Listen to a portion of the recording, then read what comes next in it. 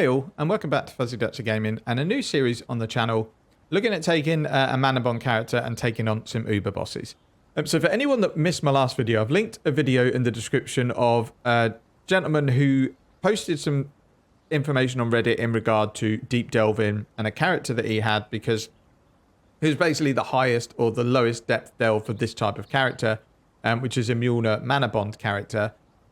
And then he also mentioned that he league started the character. So he brought a video out showing how the build works basically and how each section of the build goes together. But he also showed his POE Ninja profile, which goes from day 2 all the way up to current day. And it looks like a really nice, smooth progression through, 2 divines worth of gear, 5 divines, 10 divines.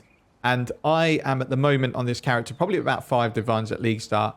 And it's comfortably doing T16 maps. The single target damage is still not great. It's still under 1 million in the character that I've got. But I've done loads of T16 maps with all sorts of mods and I haven't died because you are so tanky with this build. You've got like 9k mana, 9k energy shield. You've got Grace. You've got Flask to reduce damage. It's just really, really nice. And unless you are spending minutes killing a boss and you can keep your Flask charges up, it's very, very difficult to die unless you stand in tons of degens. So the whole purpose of this series is not to be a build guide. It's not my build. I don't want to pretend it is. And I still don't know the ins and outs of the build. So I'm certainly not going to go telling people how the build works. The idea is to see how it feels at each stage of the build. So far, I've started the character by doing his day 2 profile, which I'll pull up now. Which is essentially you start with any build you want that's Templar. And then you wait for Indigon, Ivory, Tower, and Mjolner to be affordable along with Shaper's Touch.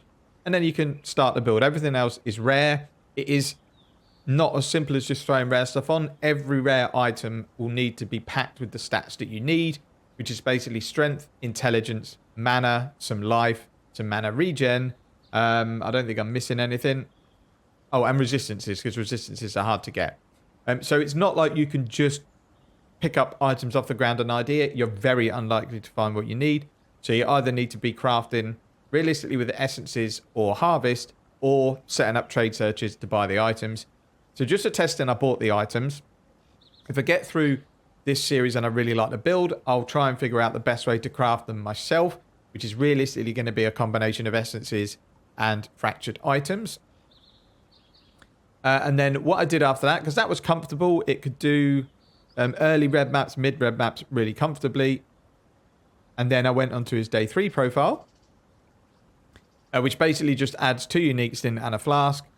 The flask just makes sure that if Ivory Tower doesn't fail, but Ivory Tower basically makes chaos damage come from mana before life, but we are using Arcane Cloak to reduce our mana and it reduces it a lot. If you get unlucky with timing, you use Arcane Cloak and then you get smacked with a massive chaos hit, you're going to die. So what this flask does is basically makes it come from energy shield before life, which is really, really helpful. Got a massive duration as well when it's qualityed up. It's like 12 seconds. You get 2 charges. So it's basically, even if you're on a boss, you've got 24 seconds to kill that boss. And you really only need to worry about it if it does any chaos damage. So all he's done at this stage is added a Stygian and a Duelin, a Prism Guardian, and Stampede Boots. So to say, Stampede gets added in because it just makes the build a ton more comfortable because you move really, really quickly. When you Cyclone, you get increased mana regen when you move in. It's just really, really nice pair of boots. They're semi-expensive at league start. And then a Prism Guardian just so we can then socket more auras into our life. It comes with a lot of early resistances, which is massively helpful because without this shield, it was tough. But they are both fairly pricey at league start, and they're rare items, so they don't really ever go down. Indigon is fairly cheap. It's a regular drop. Not a ton of people use it, especially early on. It might be like in week 2 or 3, people start going and making some crazy builds that might utilize that item. But at league start, there's not many people that would league start and need this item. And then Mjolner, again, is expensive at league start just because the drop rate seems to be quite reduced compared to previous leagues. But that's it for the profile. So what I'll do is just run a quick map showcase. I would think this build, in terms of currency, at league start, I guess, is 5 divines. It's difficult to say because we have no idea how expensive uniques will be. But yeah, I would think 5 to 6 divines. And because I wouldn't look to switch to this till day 2, I'll probably literally live in Heist until these items come available. Then I'll go into my maps, get this character up and running, and then we'll start the Atlas progress from there. which if I do a test playthrough is exactly what I'm going to do. So as I say, my setup is pretty much exactly the same, but I've added in a level 3 precision because I don't have the intelligence that he has in his profile, because I haven't added in any cluster jewels yet. So my intelligence is not very high. The reason that's important, it's important for tons of reasons, but one of them is you get 4 accuracy per 2 intelligence. My intelligence is lower, which means my chance to hit on my cyclone is really low. Even with a level 3 precision, it's only at 3. So I'll run a quick map showcase of the build. Don't expect anything decent. This is like a league start variant. Probably, yeah, like I say, 5 divines. It does T16s, which I think that sort of investment to do that sort of content is fine. Feels super safe, but single target at the moment is pretty low. So the map I'm going to run is just an out atoll map. It's got enfeeble, fizzes extra cold, less curse effect on monsters, doesn't matter, we don't curse, and monsters maim on a hit, which might be a little bit annoying. And I'm going to stick in a Blight Scarab since I've got it on my Atlas tree just to see what it's like. I have taken all of the Atlas points for Blight though, so I don't know how this is going to feel at this level of investment, but we'll give it a go. So just keep an eye on the mana on the bottom right, which is the reason I've moved my cam, because you see the sort of interactions that Arcane Cloak has, and you'll see that when we get full mana, we don't do very much damage at all, but once you activate Arcane Cloak, the damage ramps up.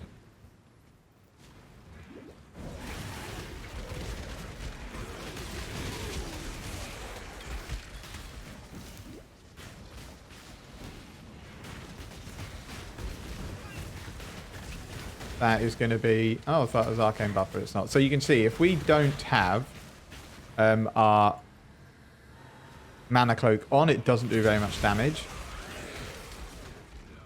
But then you activate it, and then your single target kicks in, and it does fairly decent, respectable damage. I'm going to clear the whole map. We will go to the boss eventually.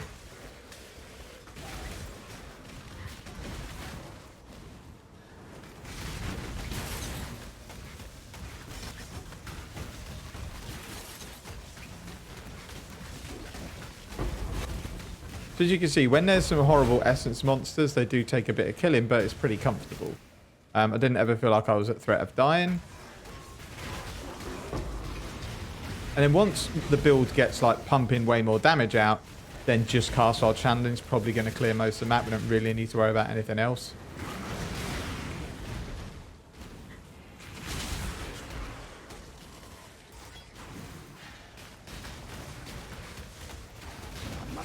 So again, we'll activate our Arcane Cloak and the monsters go down. So here comes the interesting bit with the old Blight.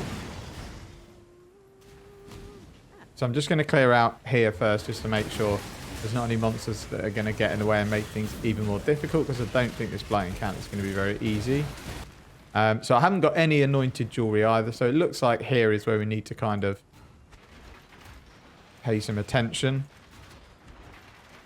And then we'll just go up and we'll do the next bit on our own. So we'll start.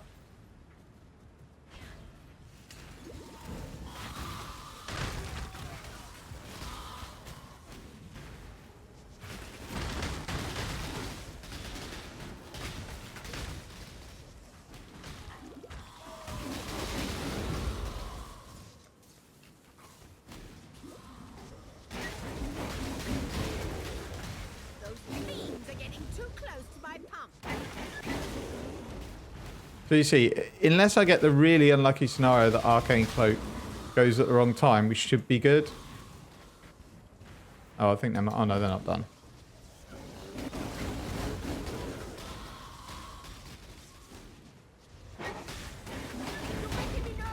So like here, where my Arcane Cloak didn't pop.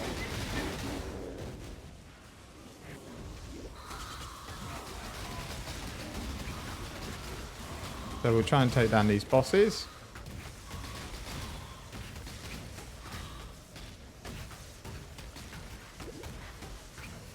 He's taking forever to die. Is that done? Yeah, done. So I think you could fail Blight encounters, I think, if you get an unlucky situation where your Arcane Cloak isn't available and you've got a massive pack of monsters you need to kill. Why am I picking that up? So we'll now pop this.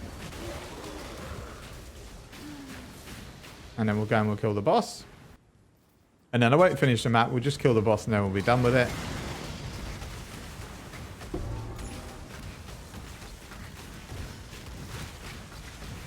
You see, single target is not amazing, but it's comfortable because you can pretty much tank everything.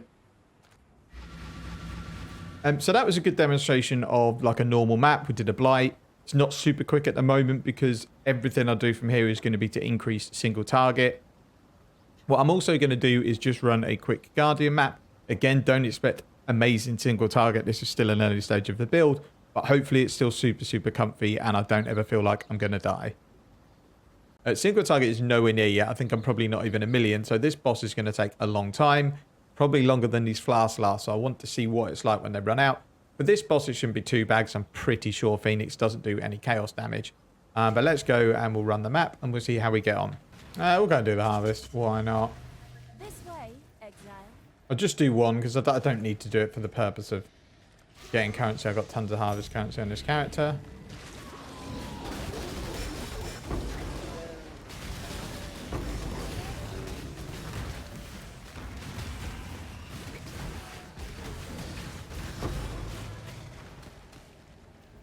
So that felt super comfy as well.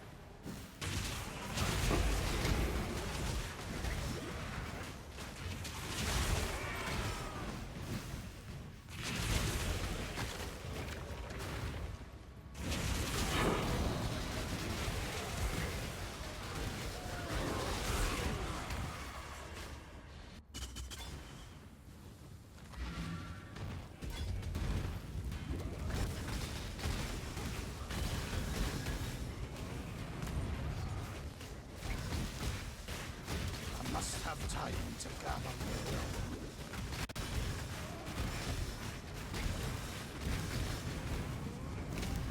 Yeah, the single target is as bad as I thought it was going to be.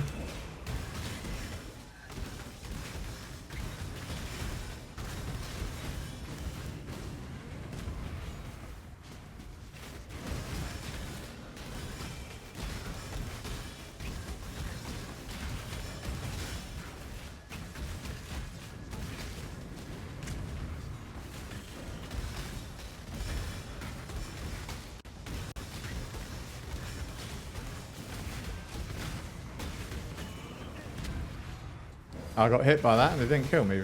Oh no, I think we're burning, which might be what nearly killed me.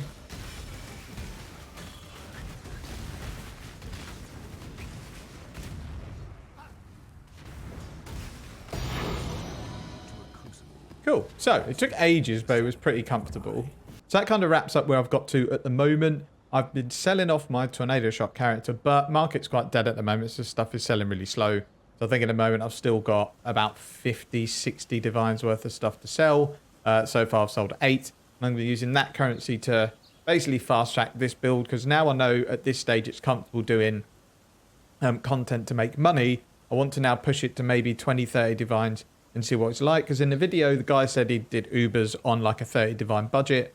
Obviously without late jewelry, the potential of the build is less, but I still think with 30 divines, hopefully we can get something that's viable. Obviously, some things like series for chaos damage, I'm going to need mega DPS because you're going to need to almost phase him because you need the flask to keep its charges. Otherwise, you're at risk of dying. But that's it for this video. Be another one out in a few days once I've tested it a bit more. I'm going to try and stream on Twitch over the next few days because I'm home alone for a week. Just be running through this build. Nothing exciting, just putting this build through its paces. But I'm looking forward to getting it started. Thank you very much for watching. Take care and see you in the next one.